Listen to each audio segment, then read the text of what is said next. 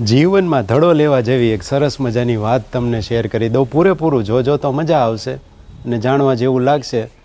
અને જો તમને એમ લાગે કે સાવ નકામો ટાઈમ વેડફો તો છૂટું જોડું મારજો, મને કે મોબાઈલમાં નહીં, દિવાલ ઉપર.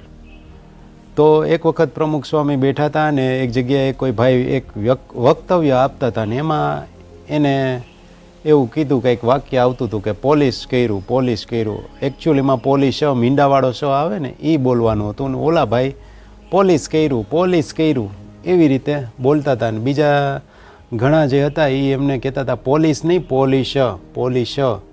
પણ તોય ઓલા ભાઈને ફેર ન પડ્યો, એ પોલીસ જ બોલતા હતા.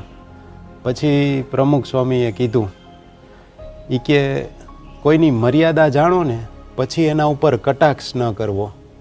ગોલ્ડન વાક્ય કહેવાય અને ઘરમાં લગભગ બનતું જ હોય. આપણે બધાને વ્યવહારમાં ઘરમાં એકબીજા વ્યક્તિની મર્યાદા જાણવા છતાંય આપણે એની પર કટાક્ષ કરતા હોય તો એ ન કરવું.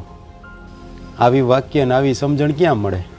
પણ આપણને તો એમાં જ મજા આવતી, એકબીજાની શું હોય ખબર હોય કે એની મર્યાદા આ છે, લિમિટેશન આ છે, છતાંય પણ આપણે એનો કટાક્ષ કરતા હોય ને એને ખીજવતા હોય. એટલે આમાં થાય એવું કે દેડકાને રમત થાય, કાગડાને રમત થાય ને કે દેડકાને જીવ જાય.